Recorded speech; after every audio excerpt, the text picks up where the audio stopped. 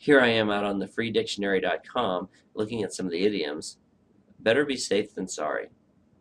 You know, it's a phrase that I grew up with, and I'm sure you grew up with as well. And it's also a big reason that so many people are afraid to take chances. And the idea of owning your own company, being an entrepreneur, starting your own business, or maybe making some investments in your company to take it to a new level, is so scary.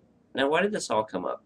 Well, today I received an email from Bob Proctor. And Bob Proctor, if you don't know who he is, I'll just take you out to his site here. He's a success coach. He's a professional speaker. This guy's been doing this for a really long time. He was one of the teachers in the movie The Secret. And I subscribed to some of his lists. And Bob Proctor sent me this email, and it's on the subject of better be safe than sorry. He talks about how most people believe that it's better to be safe than sorry, and they're afraid to take risks, but it's generally the risk takers who end up the winners. Now, in this email, he says, how many people do you know have passed up a magnificent opportunity? Rather than step out boldly, they step back into safety. Here, he follows that up with a quote by Abraham Maslow, where he says, you'll either step forward into growth or step back into safety. Abraham Maslow stated that if you plan on being anything less than you are capable of being, you'll probably be unhappy all the days of your life. So what does this mean, and what does this mean to you?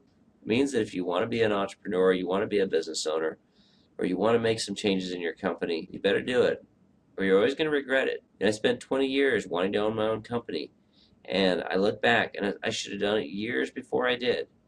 But the reality is, I was scared. You know, I grew up believing that you go out, study hard, get a good job, everything's going to be okay. But for me, I wanted so much more. Abraham Maslow's quote there is like so apropos for me. Now in this email, he goes on to talk about how taking risk and taking chances can be your opportunity to set yourself apart and be really successful.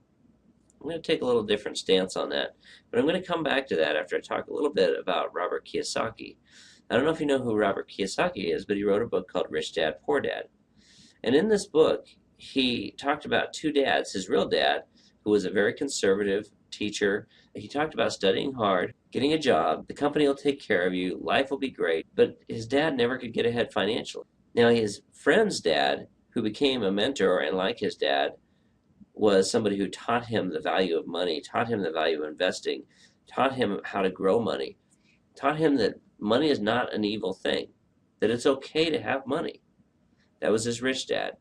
And the lessons he learned made him very wealthy. And he's turned around and helped a lot of people feel empowered and achieve wealth. So how does this all apply back to this email? I want to talk to you briefly about the job market today and where the world sits. Do you feel your job is secure? Now, before you answer that, I want you to understand that mergers and acquisitions are happening rampant around us. Publicly traded companies, it's hard for them to grow organically to a certain point. And especially with a lot of people doing their shopping and buying online, some of the dynamics of the publicly traded companies have changed. So they have to grow in other ways. Organic growth is limited. So they go out and acquire new companies. They merge with other companies. This adds money and revenue to their bottom line, which gives them artificial growth on paper, which helps keep the shareholders happy, which makes the stocks go up, which is why we're all watching the NASDAQ and other stock tickers bounce around like ping pong balls. Do you think that you can retire where you're working today? I hope the answer is yes. Are you going to be able to retire with the kind of money that you want? Hopefully you've been smart with your money, you've been able to invest. But if you're going to rely on a pension plan, good luck. Most companies, they don't exist anymore. And when they do exist, there's no guarantee that it's going to continue to exist. I mean, we look at things like Enron and some of the other scandals and some of the other tragedies that have happened in our financial markets. They bankrupted so many people. If the phrase better safe than sorry is the one that you want to live by, how safe is it to be an employee of a company today? Is your job going to be safe? If your company goes out of business, what happens to you? If they get acquired by someone else, what happens to your job? Maybe your job goes away. Maybe it changes into something you don't like. There's a million things that could happen. Maybe they all of a sudden have to cut salaries because the company's not growing anymore. Do you want to be unemployed with the market like it is? My point is, better safe than sorry does not apply to having a job anymore. So you want to live by that phrase? In my opinion, you might as well go out and start your own company.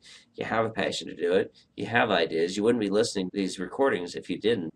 The world needs you to be successful as an entrepreneur. Your family needs it. You need it. It's going to be something that fulfills you and makes you happy. Abraham Maslow, his quote about being unhappy all the days of your life if you're not doing what you're capable of doing, it is so true, and I want you to follow those words. And I want you to also go grab a piece of paper, a pen, and start writing down some ideas, and let's make it happen.